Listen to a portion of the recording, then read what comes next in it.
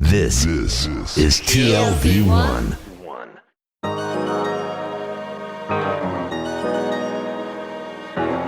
The Tel Aviv Review. Hello and welcome to the Tel Aviv Review, a program dedicated to the word, to the thought and to debate, brought to you by the Van Leer Jerusalem Institute, which promotes humanistic, democratic and liberal values in the social discourse in Israel, and the Israel Institute, enhancing the knowledge and study of modern Israel. I'm Gilad Halpern. And I'm Dahlia Shenlin. I'm your co-host with Gilad.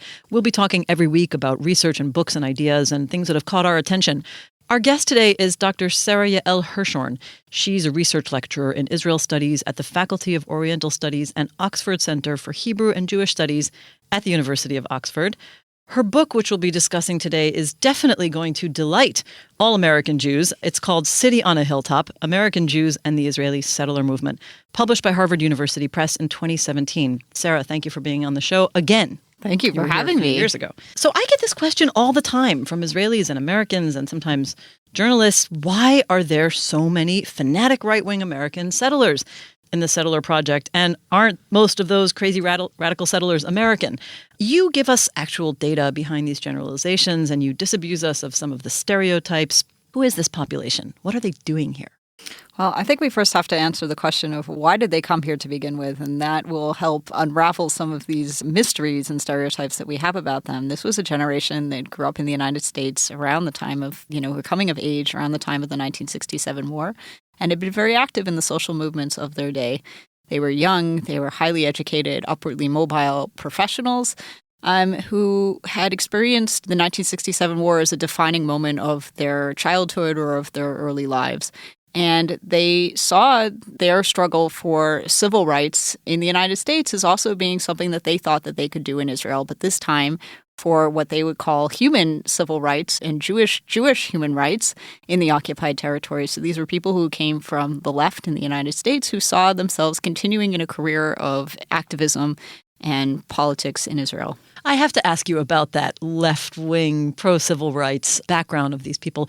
Are we really talking about committed civil rights leaders? I mean, were these members of the Students for a Democratic Society, and were they going down for Freedom Summer, or were they just sort of nominally part of left-wing movements, and then when they got to Israel, easily kind of left that behind to become part of sort of the more powerful population?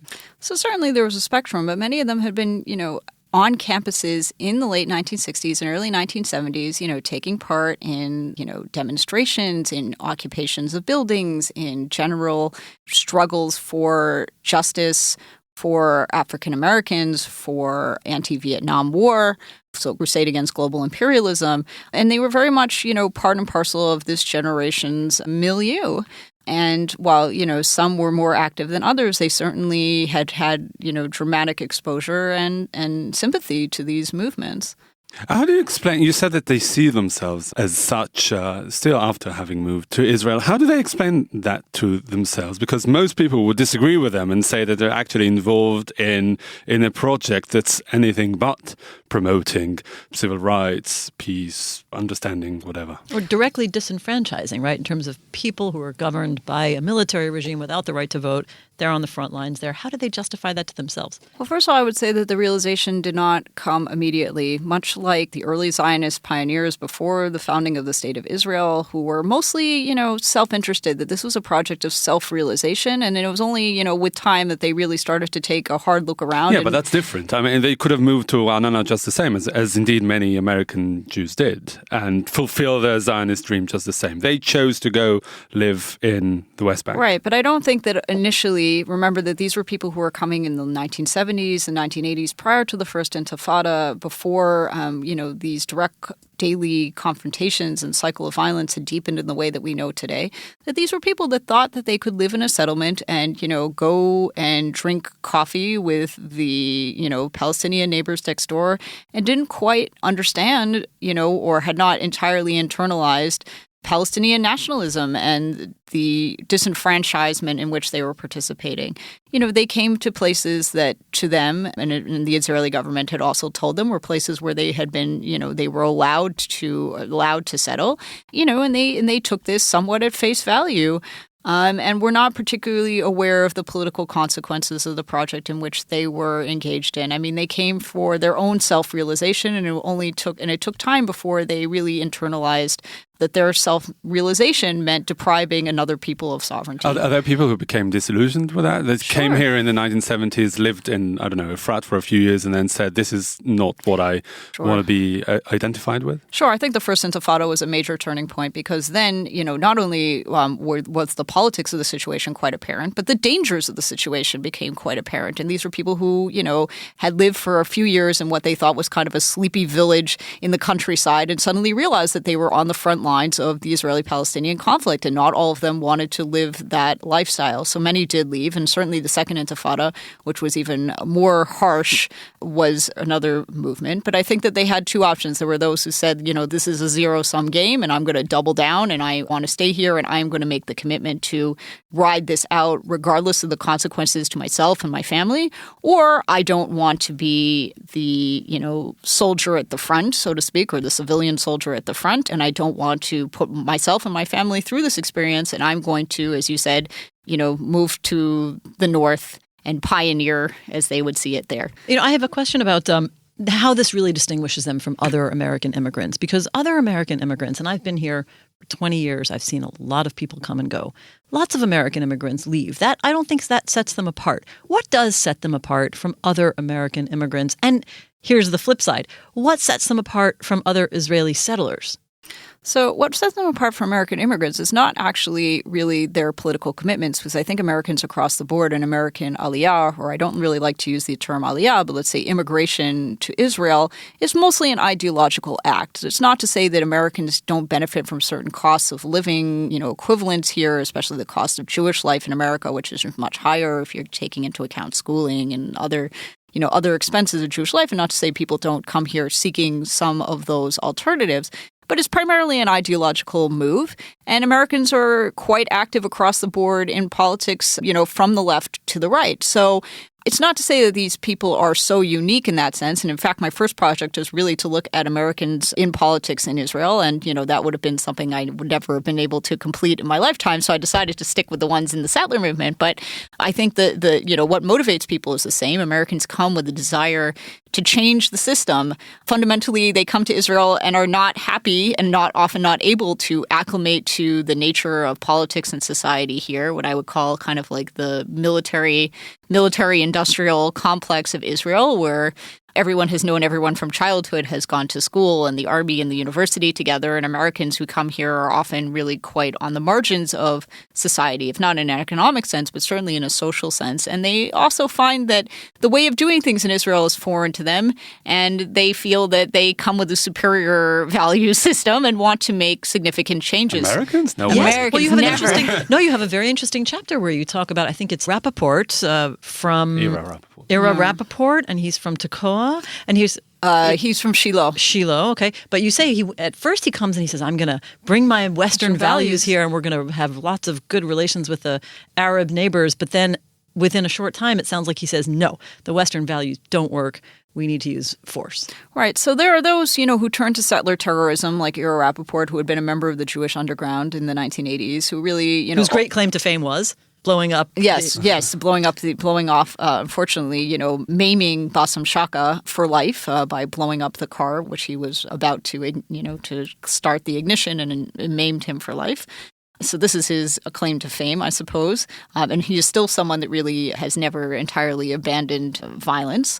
But he is sort of one of those who represent, I guess, what I would call this experience of losing their liberalism, that find ultimately that they are going to just abandon the value system in which they had been raised. I mean, the main question of Ira Rappaport is, how did I go from being someone who was involved in civil rights and worked as a social worker with African-American youth in New York in the 1970s to blowing off the legs of a Palestinian mayor in the 1980s, which is a kind of a radical shift. Exactly, but he recognizes that rupture, unlike many of your other protagonists who see their ideology as a natural continuation of the one that they adhered to before. So I think that there's two paths that people primarily went in. One was to basically lose their liberalism and abandon this value system entirely, or, as Dahlia asked me, what set them apart from other Israeli settlers, I think is that they have doubled down on the liberal rhetoric to transform the public relations of the Israeli settler camp to try to make it palatable to Western audiences using the discourses of rights that we are familiar with as educated elites in the West. And how's that working? Well, it's working better than you might expect. I mean, it's not uncommon to see American settlers with thick Brooklyn accents speaking on CNN or wandering the halls of Congress or other capitals of the Western world and trying to disseminate their message in a discourse that we are familiar with and in the ways that we think about our experience as being one of, rights and entitlements and, Are they different to other Western Olim who settled in the settlements? I mean, is there something that's really specifically, uniquely, particularly American about How many them? other Western Olim are there, Western immigrants who settle in the settlements who are not American? Well, I mean, there are other constituencies, like something like 5% of British immigrants settle in the occupied territories. Now we see larger numbers of French immigrants, especially those that can't afford the cost of living in the places that they might prefer to settle, like Tel Aviv or Netanya. So it's not to say there aren't other Western immigrants there, but I think that their contribution to the movement has mostly been as cadres, that they are there not necessarily in an apolitical way, because we certainly know that lifestyle is political. Your desire for a bigger house in the settlements as opposed to a cramped apartment in Tel Aviv is a political decision. But I don't think that they're quite as active in trying to reformulate the direction of the settler camp and wanting to take quite as much initiative on the leadership level.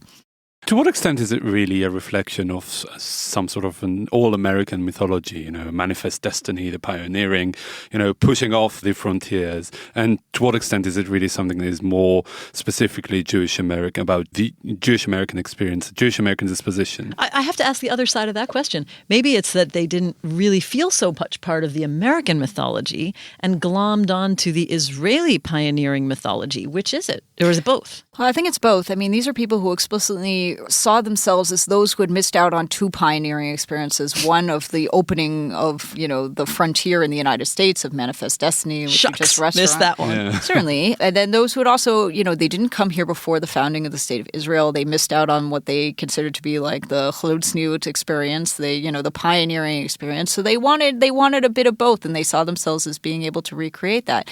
I think that what it is that these were people that were, if we look at the hyphenated identity of Jewish American, these were people who were very more Jewish than American in the United States. And suddenly when they came to Israel, became perhaps more American than Israeli, and are really trying to transfer a value system that's both, Jewish and American to their activism here. Well, I think this raises really a very interesting point about who they were. I think that they are distinguished, this is my interpretation of your book, from other American immigrants largely because they were religious. And you just said they were more Jewish in a way than American. Yeah, though they weren't necessarily religious. I think it's that they were strong Jewish identifiers in the 1960s and 1970s, but it didn't necessarily say anything about their observance. Okay. But I would assume most of those who moved to the settlements probably became observant. Is that fair to say? I think over time, the cohort of American immigrants has certainly become more universally Orthodox. But in the 1960s and 1970s, these were people who were very high Jewish identifiers that most, that had sort of a traditional Jewish experience in the United States. Most of their friends were Jews. They were active in Jewish and Zionist institutions and organizations, but they weren't necessarily religious or sort of, doctrinally observant, but people who had a very strong Jewish identity that probably overrode other competing identities. Okay, so what I want to ask you about that is to take us into a little bit of the nuanced differences between these communities, because you have chapters on Hebron and Yamit and the Sinai and Tekoa, and I think, and Efrat, of course.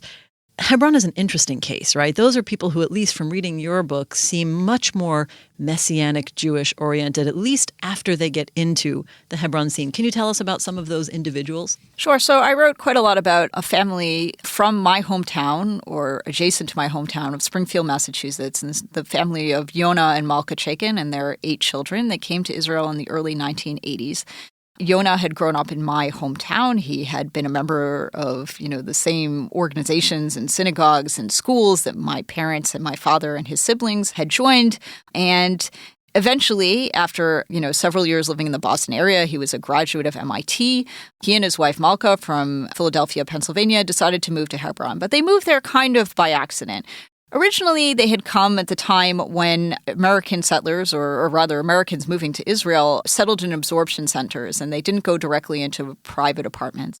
And the one that had an opening when they arrived in Israel in the early 1980s was in Kiryat Arba, a settlement adjacent to the city center of Hebron. Coincidence? Coincidence? I think that they had said to me that they had been interested. Basically they wanted to move close to Yonah's job. He was a computer programmer. He was trying to finish a doctorate at MIT at the time. And they thought, okay, we're open to living in the occupied territories. This is a place that we feel a spiritual connection to, but mostly, we have other concerns, and this is what happened to be available at the time. We would have preferred to be in the absorption center outside of Jerusalem, but there was no apartment for us and our children. So we ended up in Kiryat Arba. And over time, especially after a visit by Rabbi Levinger's missionaries who came to visit them in their apartment in Kiryat Arba and convinced them to move to the new settlement of Hebron in the city center, which had been established in the late 1970s, mostly by Miriam Levinger, a Bronx-born immigrant, and a group of women. They were convinced that this might be the place for them to, realize their destiny. And Malka, who, told me that she had been born on the weekly Torah cycle that mentions, Abraham's quest to bury Sarah in the tomb of the patriarchs and to purchase, burial ground. She really saw a connection that seemed to her to be a realization of some kind of symbolic connection to her childhood and to her, and that this was very much kind of a fate that she had perhaps not foreseen, but one that seemed quite symbolic and significant to her. Can you explain for the listeners who maybe don't know, what would it have meant at that time in the early 80s to move from Kiryat Arba, which is a settlement outside Hebron, to the middle of Hebron? What does that mean for a Jewish Israeli? So, as I said, the resettlement of a population in the city center of Hebron was a highly controversial move. Women snuck into the city center at the dead of night and camped out in a building in the old Jewish quarter with women and children, basically to establish a civilian presence that would be hard for the army to evacuate. And for 6 months, they squatted in this building without the ability to go in and out. If you left the building, the army, basically deported you back to Kiryat Arba and you couldn't come back. So, a great deal of forbearance. They eventually established this civilian presence, which has fluctuated on average anywhere between 500 and 800 civilians, a very tiny population. In a city of all Palestinians. In a city of 100,000 plus Palestinians. And they live and, over time, this settlement has taken root, but it's under tremendously fraught conditions. And in the early 1980s, it was also quite, I would say, sort of primitive living. They had moved into these decrepit, abandoned buildings from the 1929 riots in Hebron, which had been the last time that a substantial Jewish population had settled there, and established an encampment under incredibly tense and difficult conditions with a Palestinian population that was obviously unsympathetic to this desire to reclaim, or at least in their eyes, to reclaim the Jewish quarter of Hebron. Another interesting story is the story of Yamit, for several reasons. Which I have to say, I know you're not allowed to have your favorite child, but Yamit is my favorite chapter of the book. Terrific. Okay, so now... You'll tell us why. Yeah, exactly. Yeah, I mean, it is very interesting for several reasons. First of all, the fact that it was really a short-lived experience. It was razed to the ground a number of years after it was erected. It was a town that was to be a city in the Sinai Peninsula, right outside of the Gaza Strip from the Egyptian side, that was given back to Egypt together with the rest of the peninsula after the peace accord. And in 1982, it was demolished. Is that right? And the other aspect of sets it apart from the rest of the of your inquiry is that it's not in Greater Israel, in the land of Israel, the historic part. I mean, what really makes Hebron what it is the fact, the history that it encompasses. So the story of Yamit, in the absence of that great historical sense, what was it that drew those Americans to Yamit, and how did this state of mind play out in that specific case? So I think for these Americans, it was very much a kind of a utopian experiment. They hoped that this would be their paradise by the seaside and the Sinai, and they really wanted to participate in a kind of project of self-realization, that they would build their own community where nothing had existed before, and hoped that this would be a place where they could fulfill their aspirations as pioneers, as utopianists, as settlers, although they didn't necessarily see themselves as in the same way that settlers who moved to the West Bank or the Gaza Strip might so have it was considered. Woodstock for them. I think it was a kind of Woodstock. Were they less religious than the Hebron They were settlers? certainly less religious. I mean, the settlement was founded by a conservative movement-affiliated cantor from Cincinnati, Ohio, and many of the others had been, strong Jewish identifiers that joined what was then called Garin Yamit, or the seed colony for Yamit, from Cincinnati, from Miami, from California, from various other places in the United States. But I think what their vision really clashed with that of the Israeli government, that it saw Yamit as primarily being a military base or what would be the sort of the civilian home for the families of soldiers that be working on a nearby military base and possible development of a nuclear weapons depot, who weren't really that interested in some Americans who thought that this would be a dream to live on the beach, to pioneer in the Sinai. So their value system very much clashed with that of the Israeli government, which was much more pragmatic and looking for, frankly, immigrants that would service the needs of the state. I was very struck by the part of that chapter where you talk about the dismantling of Yamit, interesting sort of tensions. On the one hand, you write that the American community specifically did not take the lead in barricading themselves Not at all. in. They left when they had to go. On the other hand, you say they were so depressed that people committed suicide, got divorced, and one person even called it my own private Holocaust. Can you explain some of these processes and tensions? Well, certainly. I mean, I think Americans were just flabbergasted by the developments of the Israeli-Egyptian peace accord. They had no advanced warning. It wasn't as if the citizens of Yamit or others in the Sinai had been, included in these back-channel diplomacy discussions that had been going on in the late 1970s. And when Moshe Dayan, who had been, the biggest champion of Yamit in the government, came back in the late 1970s and said, look, we're sorry, but in the interest of peace, you're going to have to leave. They were just entirely unprepared for this experience. Now, part of it was probably naivete, that they were not as attuned to, the nature of the Israeli discourses, the Russians and Israelis that had settled alongside them in Yamit. But certainly they never saw themselves as an obstacle to peace. They thought that they were establishing good relations with their neighbors in the Gaza Strip or the Bedouin in the Sinai, and they didn't really quite internalize why it was that they couldn't, remain there, that they couldn't live together. And what was it about, their desire to live the dream by the beach that was going to prevent peace for the rest of Israel? So for them, they were just entirely taken by surprise. But they didn't really want to join the protest movement, which frankly wasn't really indigenous phenomenon. There was some protest by the large stakeholders in Yamit, the business owners, those with major government contracts that were primarily Israelis and Russians that had formed a kind of coalition. But those were, they were small and they were unsuccessful. You mean Russian Israelis? Yes, yeah? Russian Israelis, yes, who were also there sort of to work in the heavy industry around, necessary for the military equipment, et cetera.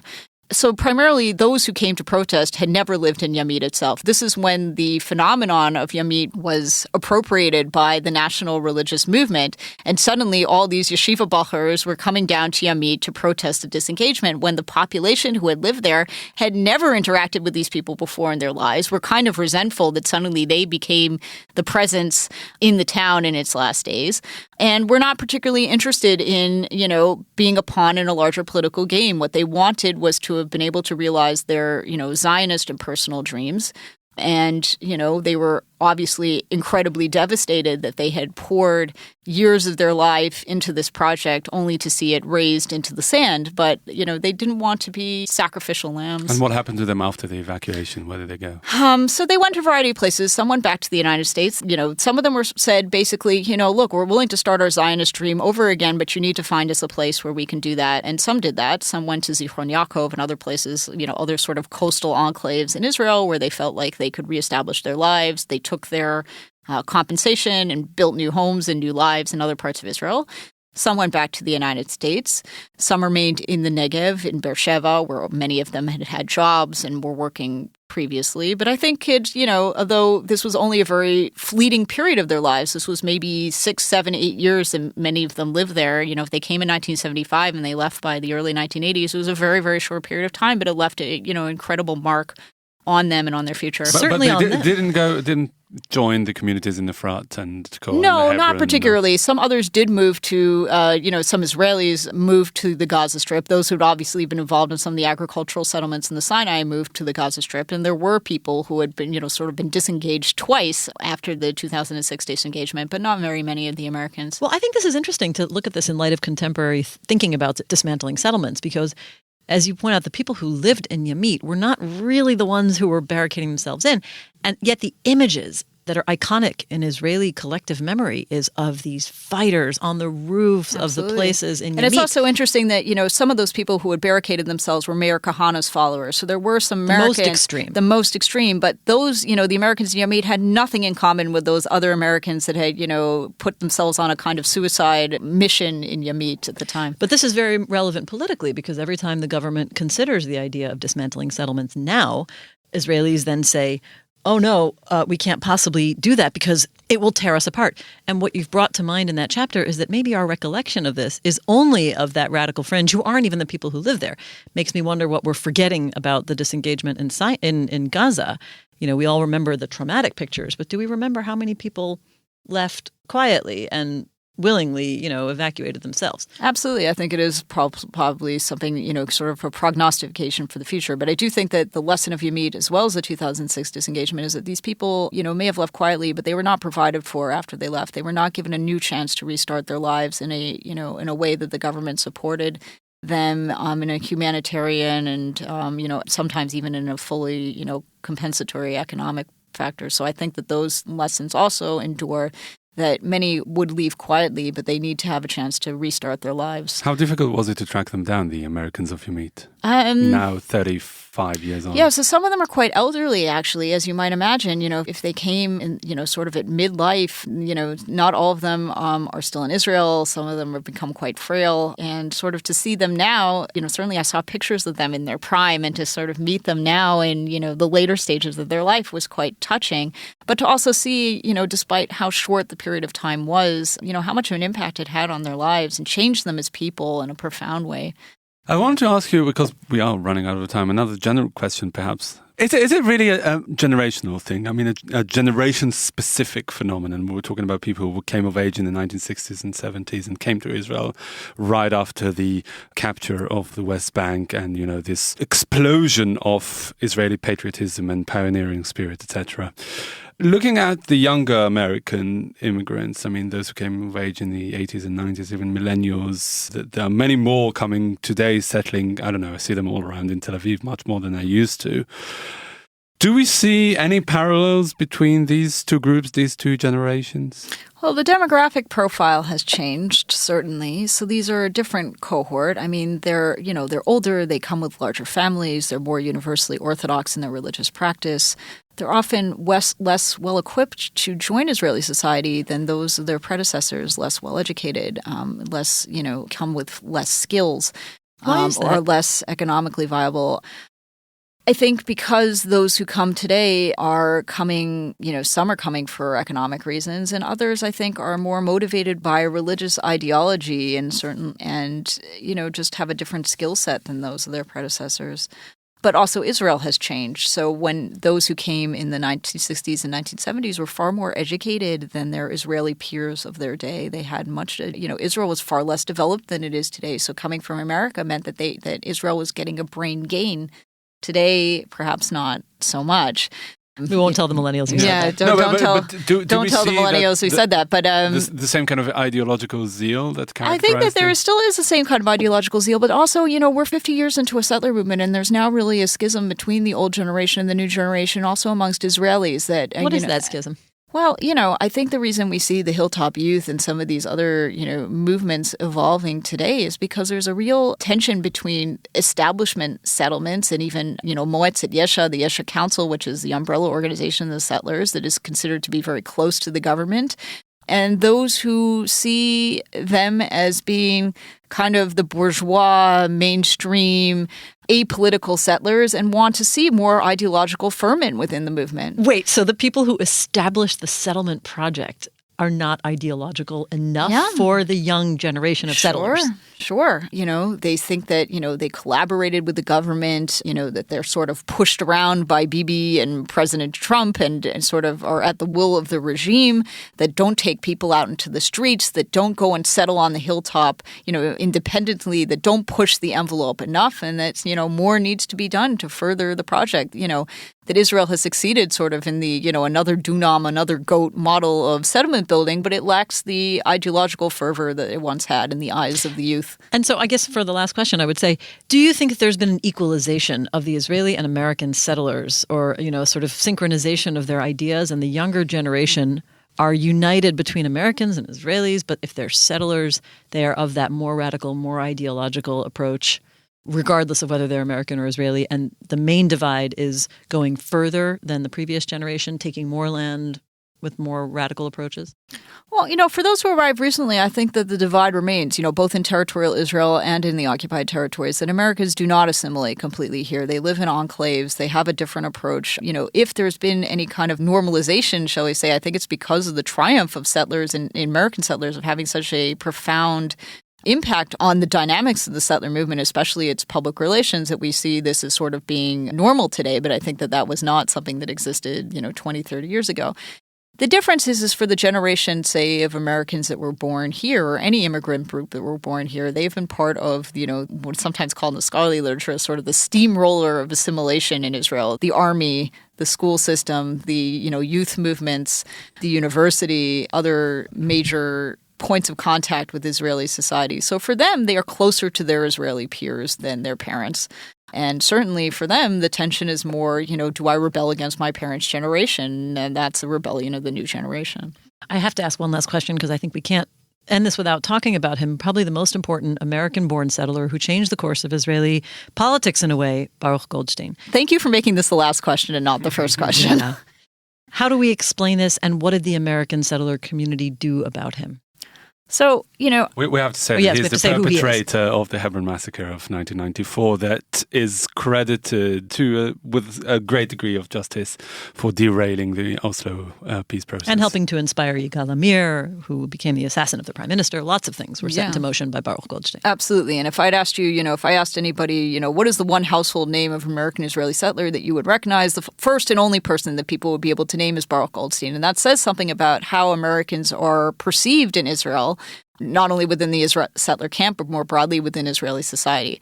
What I'd say is that it's not true that every American settler is a Baruch Goldstein, but certainly Americans have been perhaps overactive in settler terrorism. I mean, there are a number of other names that I could mention offhand. And he profoundly changed the course of the movement, but he also profoundly changed the lives of other American Israeli settlers that then always had to live their lives in his shadow. And some came to see, I guess, what they would have considered the logic of his decision. But there are others who really wanted to go in the opposite direction. And I think this is why you see so many of them active in public relations, is because they're saying there's another way that we can have an impact on this movement, and it doesn't require violence, or at least the kind of violence that they perceive as being, what Baruch Goldstein engaged in, and that they really want to try and make their mark in another way. But certainly the average American Israeli has always been sort of defined by Baruch Goldstein and has lived their life in his shadow and will continue to do so. Thank you. That is Sara Yael Hirschhorn. She's a lecturer at Oxford University talking about her book, City on a Hilltop, American Jews and the Israeli Settler Movement. Thank you for being on the show. Thank you for having me. And also big thanks to Gizem Ozdemir, our sound engineer, and to the Van Leer Institute and the Israel Institute for their generous support. If you like this podcast and many more where it came from, just go to www.tlv1.fm/podcasts and take your pick. Check out our archive. There are more than 300 interviews, including another one with Sarah that was recorded 3 years ago. And like us on Facebook and follow me and Dalia on Twitter. Join us again next week for another edition of the Tel Aviv Review. And until then, goodbye.